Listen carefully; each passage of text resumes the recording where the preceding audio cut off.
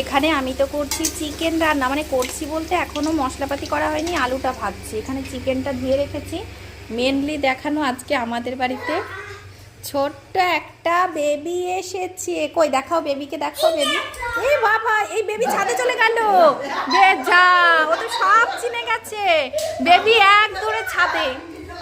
না, ও সব চিনে গেছে, 1 মিনিটও লাগলো না। এসো না, তোর থেকেও বড় বেবি এসেছে। হ্যাঁ হ্যাঁ হ্যাঁ, ওই দেখো, ও তো এই করছি, ওর সঙ্গে সঙ্গে এইটা কি করছে দেখো।